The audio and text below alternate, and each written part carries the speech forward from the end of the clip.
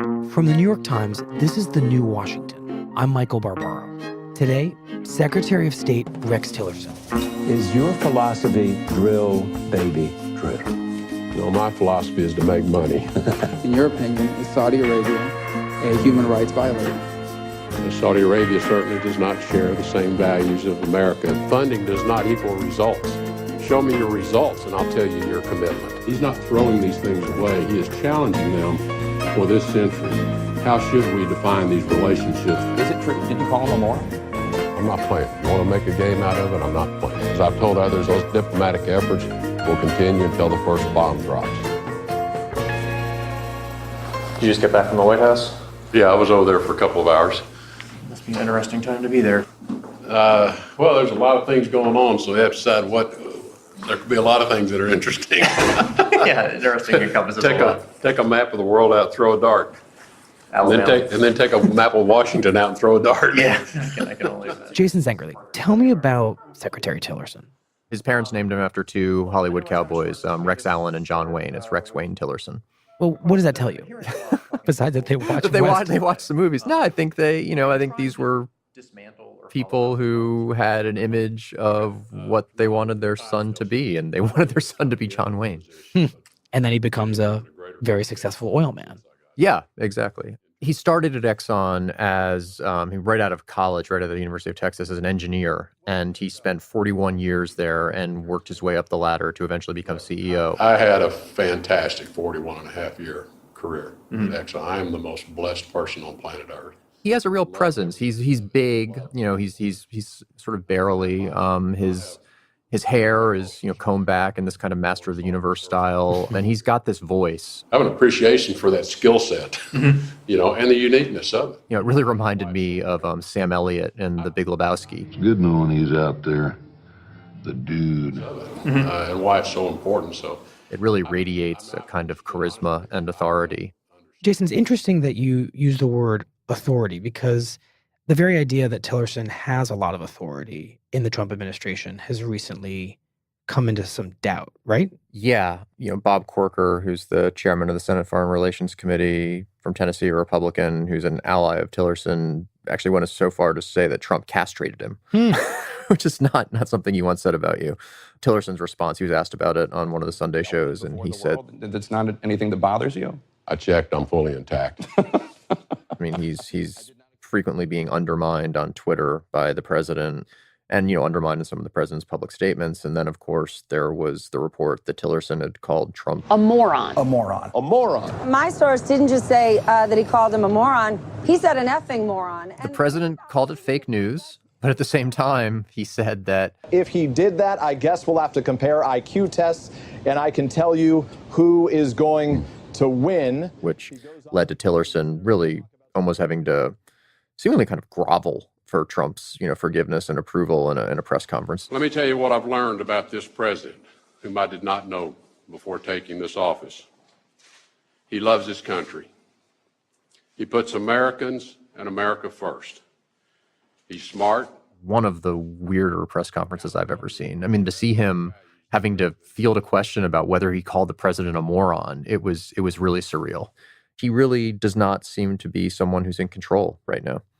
And we should say that you talked to Tillerson before some of these more pointed back and forth over the word moron, for example. Yeah. So when I spoke to Tillerson, it was a few days before that report became public. But even at that point, I mean, enough water had gone under the bridge that you could tell he was somewhat embattled. Well, I know my time is short, so let me just start with a question that I've been hearing a lot talking to people in the building and outside. Are you trying to dismantle or hollow out the Foreign Service?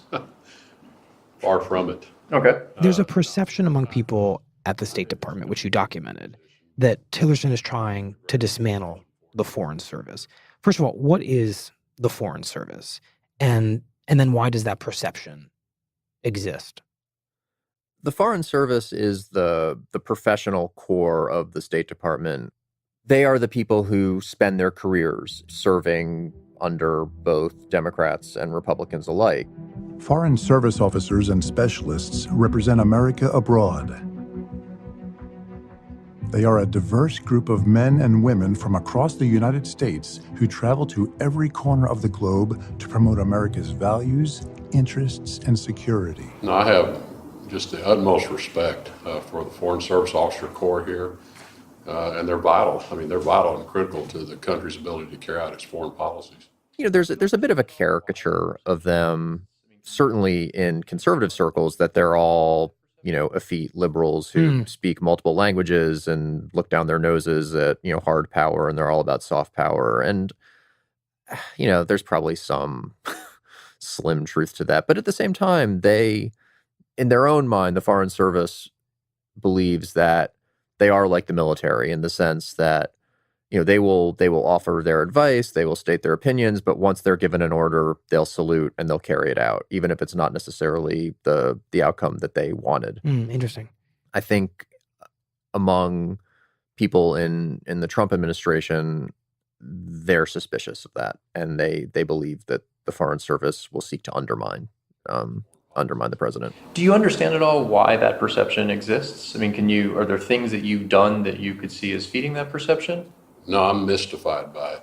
I really am. Mm-hmm. I mean, I engage with Foreign Service officers daily in the work. They're up here in my office. I'm meeting with them on a daily basis. So I don't understand the source of that. I really don't. I have to tell you, I'm perplexed by it. Does that feel like a candid, satisfying response? No. And if he's truly mystified by it, then I think that's kind of shocking. That just shows how just out of touch he is, because it's fairly straightforward what's causing it. And what is causing it? The Trump administration wanted to slash the State Department's budget, and Tillerson, after a little bit of pushback, eventually acquiesced to a 30% cut.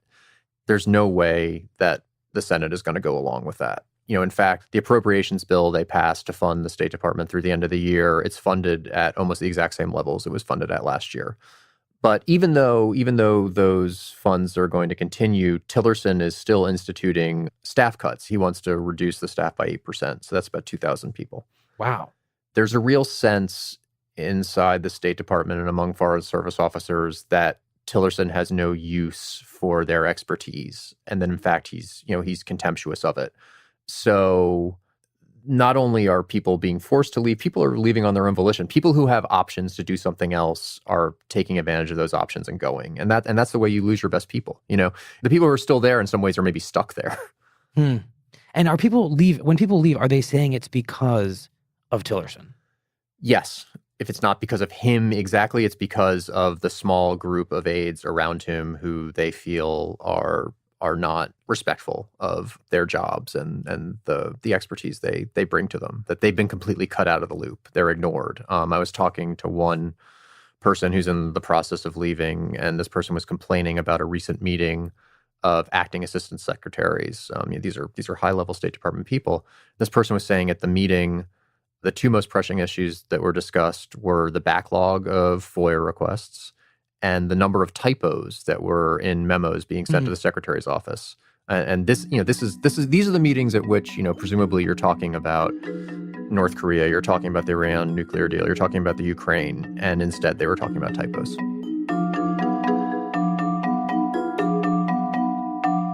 We'll be right back. Jason, how did Tillerson let things get so aimless at the State Department? I think part of it is because he spent his first 8 months on the job basically focusing on Trump at the expense of focusing on anyone else. He really made it his mission to build a relationship with the president, and did not bother to build relationships with people inside the State Department, with people on Capitol Hill, and just all the other various constituencies that a Secretary of State traditionally needs to tend to. He really just spent his time trying to do something with the president. How have you tried to build your relationship with the president, and what do you think that relationship is now? Well, you probably know the story. He and I had never met before the day he asked me to do this. Yeah. And, I have, over my life, had to build relationships with heads of state. Yeah. Not just this one, but heads of states all over the world. So the importance of the relationship is I mean, that's tantamount. If you don't have that, your ability to affect anything then is obviously more difficult to just diminished. But to understand, how my thought processes work, for me to understand how his work, for me to understand how he makes decisions, because he makes decisions in a very different way than I do, not surprisingly. Partly, I'm an engineer by training. I'm a very systems, process, methodical decision maker. He's an entrepreneur, different mindset. He makes decisions differently. It doesn't mean one's better than the other, but I've had to learn how he processes information and how I can help him process the information and how I can give him good advice that makes sense to him. So for both of us, there's a communication to be worked out. And I think over the months we've now been together, it's very good. At the same time, as he was trying to build this relationship with the president, I think he was frequently finding himself in situations, along with other members of the foreign policy team and the national security team, finding himself at odds with the president. The president wanted to do things that they didn't think were the right move, whether it was sort of immediately withdrawing from the Iran deal or, more saber rattling with North Korea. So I think he frequently found himself telling the president no, which, could lead the president to think that he wasn't on board. He wasn't on the team. Can you tell me the story of what happened with Qatar and Rex Tillerson? So Qatar is a tiny nation in the Gulf, and it's always had somewhat complicated relationships with the other Gulf states, especially Saudi Arabia. I think Saudi Arabia, has wanted to sort of punish Qatar for a long time and has felt constrained in doing so, I think in part because of the United States. But under Trump, the Saudis saw an opening. It was President Trump's recent visit to Riyadh that emboldened the Saudis. Its leaders now feel they've got a green light from Washington to get tough on their rivals and adversaries. Saudi Arabia and the United Arab Emirates, Bahrain, and Egypt announced that they were cutting off all diplomatic relations with Qatar and were instituting a land, sea, and air blockade against it. Right. It is the worst dispute to hit this region since the founding of the Gulf Cooperation Council in 1981. Tillerson, who has a lot of experience in that part of the world from his ExxonMobil days, recognized that Saudi Arabia has been trying to stick it to Qatar for a long time. And this all feels very much in the wheelhouse of a Secretary of State. Yeah, it's his job. And particularly this Secretary of State. Tillerson, he, as he will tell you, he knows all of these guys personally. He's a student of them in a lot of ways because he's had to be, because that's where he's been getting the oil from. Right. This should be the kind of thing that, Trump says to him, okay, Rex, go take care of it. I trust you. You know what you're doing. The problem for Tillerson on this one is that's not what the president said. At the same time that Tillerson was alarmed by this situation, the Crown Prince of Saudi Arabia, Mohammed bin Salman, who's everybody calls him MBS, has a very good relationship with Jared Kushner. And because of Kushner's relationship with him, I think Kushner was particularly sympathetic to the Saudi argument about Qatar. So there became a real dispute inside the Trump administration about how to respond to this blockade that the Saudis had launched against Qatar. On one side, you had Kushner and others who thought that Qatar was out of line and needed to be punished. And Tillerson, by contrast, I think, saw this move against Qatar as potentially very destabilizing for the region. So they're creating a schism within the administration. Sounds like Tillerson does not want this blockade, this isolation of Qatar. And Jared Kushner and his allies do. And of course, Jared Kushner has no foreign policy experience. Yeah, that is true. And he doesn't seem to have a lot of experience in that part of the world either. And I think you could see from Tillerson's standpoint how frustrating that would be. On Qatar, why do you think President Trump and others in the White House initially had a different read of the situation than yours? It seems like they've come around more to your way of thinking. Yeah, I'm not sure that's the right question, because I don't think the difference is on the facts that it was all that different. I think I started from a different place, perhaps because I've known all the leaders involved for a long time, and I've seen these kinds of issues emerge in the region over the 20 plus years that I've been dealing with the region. So this was not new for me. And so I guess my reaction to it was perhaps immediately measured because I've seen it before. Yeah. To those who have not seen it before, there are a lot of concerns expressed about Qatar that are legitimate concerns. We have issues with the other countries as well. Yeah. And so I think the way we reacted was just based upon, in my case, that past experience versus those who had perhaps not seen this before. And Tillerson wanted he wanted Trump to get in there and mediate the dispute, to settle it quickly. He proposed bringing the parties to Camp David, and that didn't go anywhere. He wanted to have a summit in Kuwait. That ended up not going anywhere. Eventually, Trump acquiesced to Tillerson's request to go to the region himself and conduct shuttle diplomacy, which Tillerson did. U.S. Secretary of State Rex Tillerson visits Saudi Arabia as part of his shuttle diplomacy to end the Gulf crisis. But can he convince the blockading countries to end their embargo on Qatar? At the same time that Tillerson was doing this, Trump was making these public statements against Qatar and supported the Saudis, which was completely undercutting his Secretary of State. U.S. President Donald Trump accused it of financially supporting rival Islamist groups, saying all reference was pointing to Qatar. The nation of Qatar, unfortunately, has historically been a funder of terrorism at a very high level. I think Tillerson's been very careful to not give vent publicly to his frustrations in the job. But there was one moment when he was returning from that round of shuttle diplomacy. He was on his plane back to the United States, having just failed to bring an end to this, in part because Trump was saying things publicly back in Washington that were completely contradicting the position that Tillerson was trying to advance in the region. And he made this comment about how his current job, it's not like being CEO of Exxon when I was the decision maker, and sort of voicing his frustrations about the federal government and just how it's not a very efficient operation, doesn't make decisions. It was a really interesting moment for him. A couple of people told me that you were frustrated by that. That if there's one area of the world you know better than anyone in the administration, presumably it's that part of the world, and that you were having a hard time getting that view accepted initially. Well, I'm not frustrated with the president or with our posture. I'm frustrated with the leaders in the region. I'm frustrated with them, and some of these are new, emerging leaders. Yeah.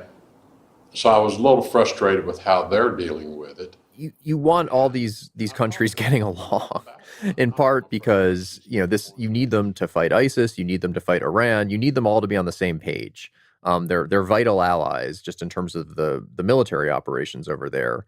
Additionally, there's a question of oil production. I mean, there's so many variables that can be affected by any kind of instability in that part of the world that could be very detrimental to the United States.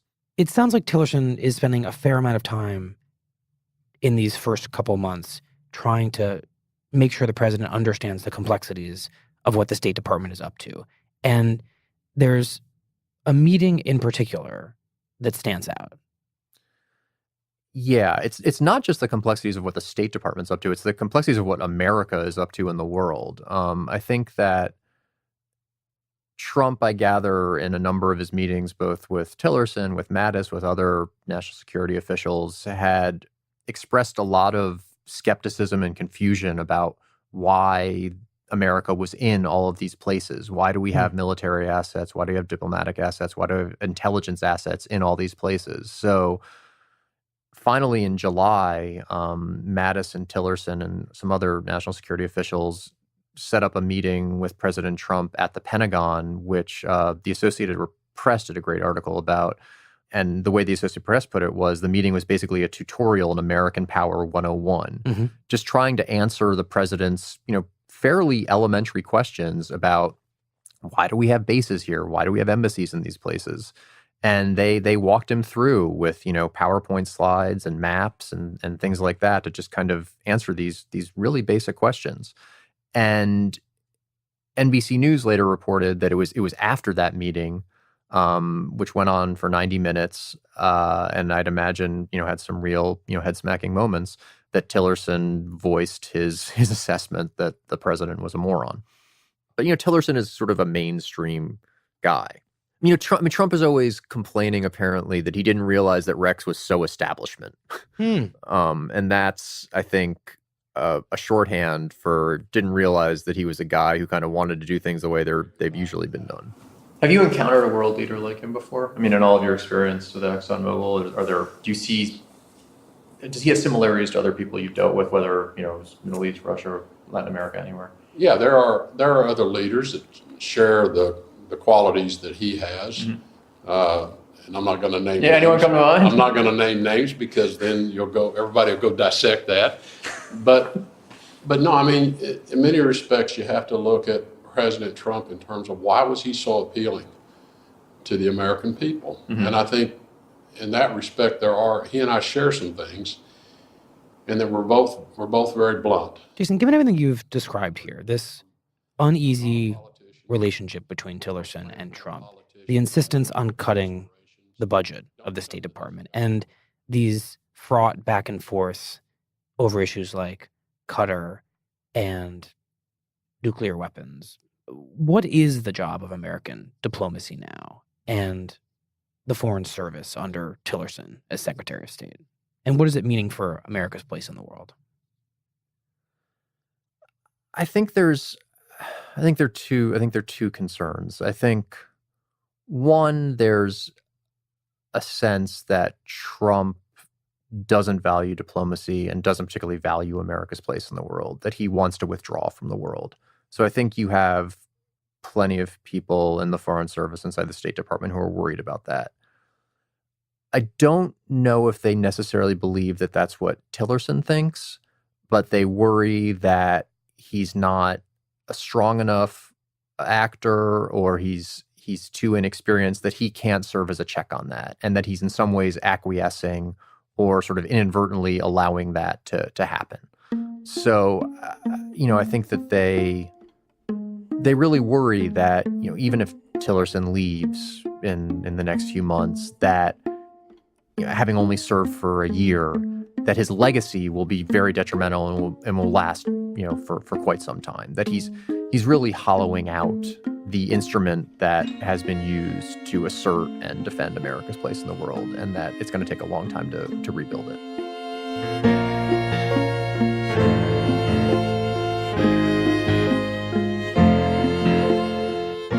Jason, thank you very much. I appreciate it. Oh, thanks so much for having me on.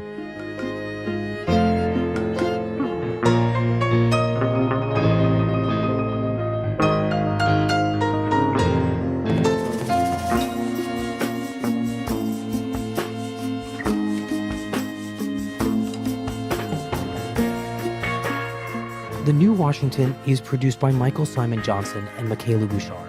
Brad Fisher is our engineer. Lisa Tobin is our executive producer. Samantha Hennig is our editorial director. Our theme music is by Jim Brunberg and Ben Landsberg of Wonderly.